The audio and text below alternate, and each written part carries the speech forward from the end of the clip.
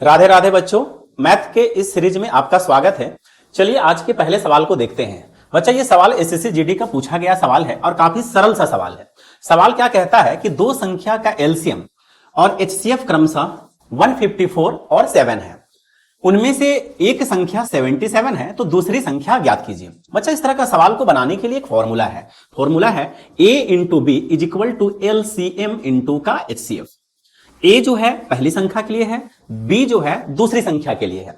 बच्चा ये सवाल में क्या कहा है कि एक संख्या 77 है, कहने का मतलब पहली संख्या 77 दिया हुआ है, दूसरी संख्या हमसे पूछ रहा है तो बी के जगह हमें बी ही लिखेंगे। एलसीएम का मान 154 दिया हुआ है, एचसीएफ 7 दिया हुआ है। 77 के पहाड़ा में ये दो बार में कट जाएगा और बी का मान जो है 14 आ जाएगा। इस तरीका से इसका आंसर जो होगा ऑप्शन नंबर बी होगा। बच्चा ये सवाल काफी सरल था जो एसएससी जीडी में पूछे गए सवाल थे। चलिए इससे एक स्टेप उठाते हैं सवाल को और देखते हैं, धीरे धीरे कोशिश करते हैं कि एकदम जीरो लेवल से हाई लेवल तक के सवाल को कवर किया जाए इसी वीडियो में। तो बच्चा देखते हैं अगला सवाल को।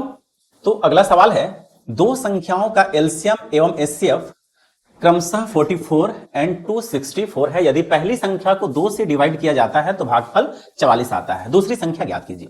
बच्चा इस सवाल में जो फॉर्मूला लगेगा, पहला ही सवाल लगेगा, पहली संख्या गुना दूसरी संख्या, ये जो बराबर होगा एलसीएम गुना एचसीएफ के बराबर होगा।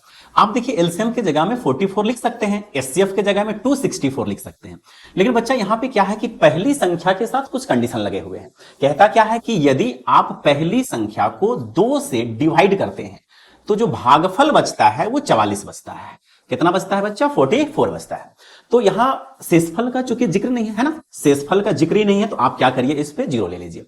तो आपका जो ए का मान निकलेगा वो क्या निकलेगा? 2 इंटू 44 प्लस आप अगर 0 करते हैं तो आपका ए का मान निकल गया 88। बस इस ए के जगह पे 88 लिख दीजिए। आपका ये दो बार में कट जा रहा है, 2 के पहाड़ा में ये 132, मतलब दूसरी संख्या जो आएगा बच्चा 132 है। इस तरीका से जो मेरा आंसर है ऑप्शन नंबर सी है। और ये सवाल जो है एसएससी का ही सवाल है जो कि 2024 में पूछे गए थे सवाल। ठीक है, चलिए अगला सवाल को देखते हैं। बच्चा अगला सवाल है जो कि सीडीएस 2020 में पूछे गए सवाल है। कहता है कि दो संख्याओं का जो एलसीएम है उनके एचसीएफ का 28 गुना है और उसका योगफल जो है 1740 है। उनमें से एक संख्या यदि 240 है तो दूसरी संख्या ज्ञात कीजिए। बच्चा फॉर्मूला तो वही लगना है, एलसीएम और एचसीएफ का जो गुणनफल है दोनों संख्याओं के गुणनफल के बराबर वाला। देखिए क्या कहता है जरा कि एलसीएम उसके एचसीएफ को एच मान लीजिए 28 गुना है तो आप इसको 28h लिख दीजिए। पहली संख्या 240 है, दूसरी संख्या हमसे पूछ रहा है। क्या करते हैं, एच का मान हम निकाल लेते हैं तो कुछ तो डाटा गिवन होगा। चलिए देखते हैं क्या दिया हुआ है। एलसीएम और एचसीएफ का योगफल दिया हुआ है, मतलब इन दोनों का योगफल 29h जो है वो हमारा 1740 दिया हुआ है। 6 बार में कट जाएगा, मतलब एच का मान जो है वो 60 आएगा। आप क्या करिए, 60 को दोनों में रख दीजिए, यहां पे 60 रखिए, 60 यहां रख दीजिए और आपका इसको सिर्फ सोल्व करना है, आंसर आ जाएगा। आप किस तरीका से ला सकते हैं, ये 4 बार में कट गया, ये 7 बार में कट गया और इस तरीका से 7 6 42 420। ऑप्शन नंबर ए जो है इसका करेक्ट आंसर है। बच्चा ऐसे प्रश्नों को हम इसी तरीका से सोल्व करेंगे जिससे हमारा समय का बचत होगा। चलिए अगला सवाल को देखते हैं। तो सवाल है दो संख्या का एलसीएम और एचसीएफ 455 और 13 है।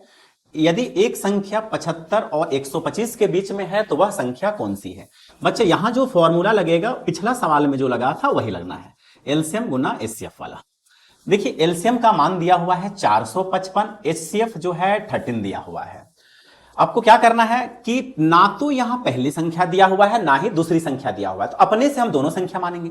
क्योंकि एचसीएफ जो है 13 दिया हुआ है तो हम जो भी संख्या लेंगे वो 13 का क्या लेंगे, मल्टीपल में लेंगे। तो पहली संख्या ले लेते हैं 13x और दूसरी संख्या ले लेते हैं 13b। 13 से 13 कट जाएगा, ये कट जाएगा हमारा x और y, इससे आ जाएगा 13 या 39 और 13 पचे 65, x और y का मान 35 आ गया।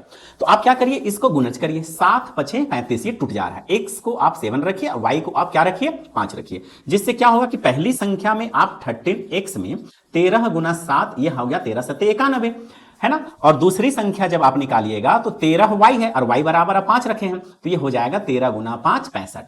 सवाल कहता है कि मेरा आंसर जो आना चाहिए 75 और 125 के बीच होना चाहिए, तो मेरा आंसर 91 ही होगा क्योंकि 65 जो है वो क्या है, 75 से पीछे का आंसर है। चलिए बच्चा अगला सवाल को देखते हैं। सवाल है तीन संख्या का अनुपात 2 3 4 में है। यदि उनका एलसीएम 240 है तो सबसे बड़ी और सबसे छोटी संख्या का अंतर निकालें। बच्चा यहाँ एलसीएम दिया हुआ है, एलसीएम कितना दिया हुआ है 240, तो इन सभी संख्याओं का आप एलसीएम निकाल लीजिए।